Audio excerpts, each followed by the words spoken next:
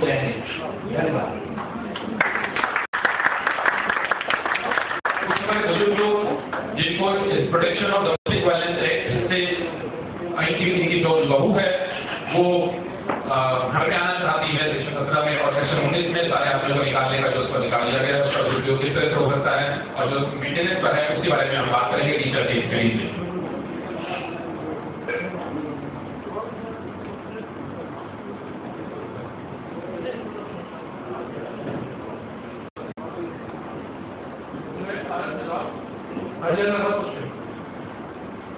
मेरा बेटा एडवोकेट था सलीम, उसकी बहू ने हमारे दौरे एक तहत और 307 के तहत अटेम्प्ट टू मर्डर झूठा के हिसाब से डाला गया। नंबर 2 की बात कर रहे हैं जिसके अंदर तो उस बहू ने मेरे को शामिल किया केस में, मेरे बेटे को एडवोकेट था उसको शामिल किया, मेरी मिसेज को शामिल किया, मेरी बेटी को शामिल किया। मेरी बेटी MA साइकोलॉजी में है तो उसका इंटरव्यू आया है, वो मिस कर हो गया she couldn't appear in the interview and she couldn't go in आज तक वो बेचारी घर में रखी है और मेरे दामाद ही एडवोकेट, हम 5 आदमी शामिल झूठा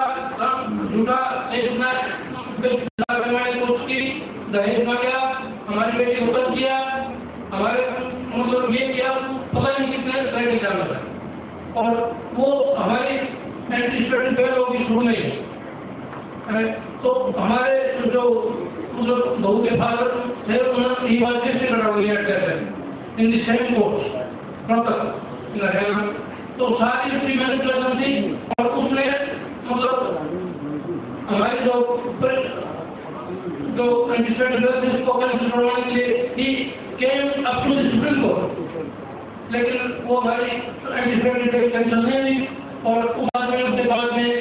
अपने केस में जोड़ गया और एक तरह से मीटिंग होती थी जिसमें डिस्ट्रिक्ट जो जज है हाँ हाँ अब जब बेटा विवाह हो गया तो वो हमारे पास नहीं और अब जब बेटा ऐसा हो गया तो उसके बाद जो हमने ऐसा होने पर हमने बहू को बुलाया कि भाई हमारे पोता हो गया, उसको बुलाया कि भाई हमारे हिंदू उसमें लैंग्वेज में अपने बात के मुकाबले देखा तो हमने उसको बुलाया कि भाई हमारे बेटे को ले आ लो, हम ये जो हमारा व्यवहार है ये करना है, वो हमारे पोते को ले जाए मुकाबले नहीं लेने दी तो कितना प्रभाव करता हमारे हो रहा है। उसके बाद में वो एक में भी निगलती बेटे की उन्होंने कहा हमें गवर्नमेंट प्रोजेक्ट एक्ट के तहत मेरे प्रोजेक्ट आते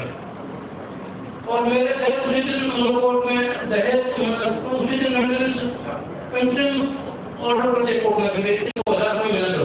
मैं क्या कोर्ट में लाई हूँ मेरी 7 लाख रुपए मिला है उसमें से 1 लाख रुपए मुझे देता हूँ दो को पेंशन से लिए और दोनों महीने उसमें खर्चा गुजारा महीने करना होता है और वो कितनी भूल जाता है हमारी और उसके अलावा उसने एनहांसमेंट के लिए बोला एनहांसमेंट कॉर्पोरेशन इसको एनहांस करो दहेज का सामान तो हटाने का एक कोर्ट में ऑर्डर दिया था दहेज का सामान को जमा करवाओ हमने जमा करा के उससे रसीद लगा कर हमारे पास आर्टिकल सारे जितने आर्टिकल 1 ये आर्टिकल 2 ये सारा रिसीट प्राप्त दिल है और वहाँ इंस्पेक्टर पुलिस ने उसको रिसीव किया अपने फादर ने वेरीफाई किया भाई हाँ ये सामान हमारा है बेटे नौकरी है बेटे के साइन में गए और बहू के पास पिताजी के साइन में और बहू के साइन है इन्होंने उसको माना और के साइन है और अब तक वो डोमेस्टिक वायलेंस एक्ट के तहत वो फिर दोबारा जो सामान है वो दोबारा और कोर्ट में ऑर्डर कर दिया कोर्ट ने कि भाई ये जवाब दो अब हम कहाँ से गए पहले एक बार जमा करो उसके खाने में और दोबारा से बात है उसके अलावा बहू का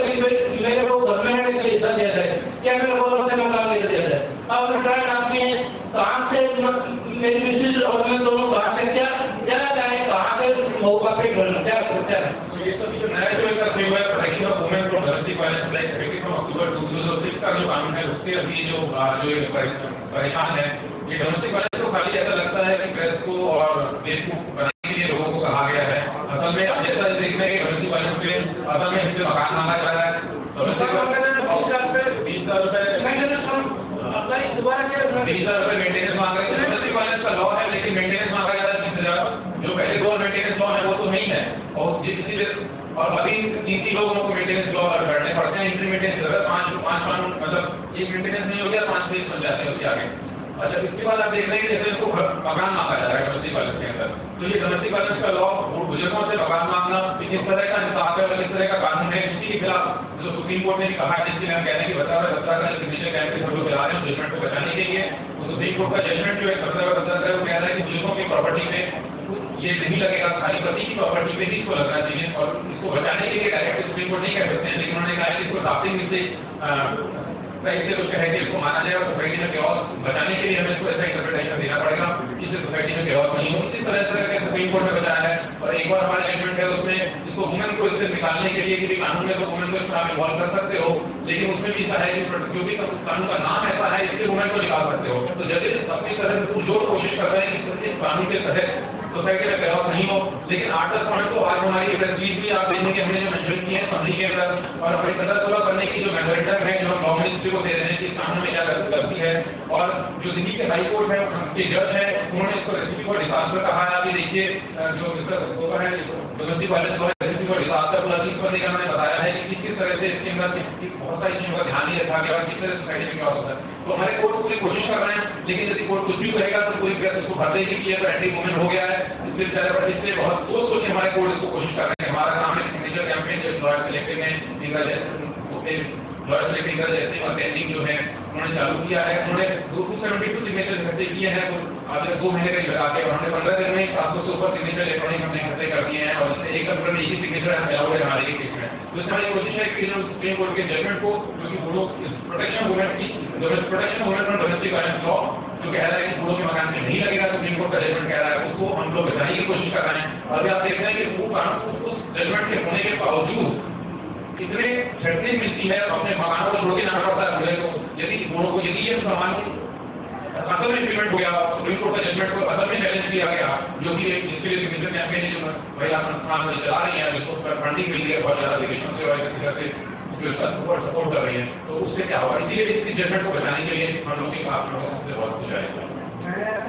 से 36 साल मैंने नौकरी की है और 36 साल के बाद मुझे जो पैसा मिला था उसका मैंने मकान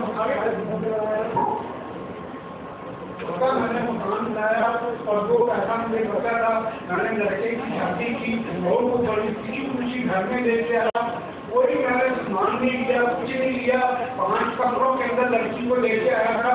लेकिन 1 साल के बाद लड़की ने हमें इतना तंग करना शुरू कर दिया कि हम 50 गए हुए थे और पीछे से आकर के उन्होंने हमारा ताला तोड़ करके मकान के ऊपर कब्जा कर दिया, अपने माँ बाप भाई बहन सब ले आए और हमें 1 साल हो गया है। हम 1 साल से कभी गुरुद्वारे के अंदर कभी रिश्तेदारों के घर में कभी कहाँ धक्के खा रहे हैं। तो उसके अंदर मैंने 27 को उसने कब्जा किया था, 27 को हमने 30 तक इंडिया को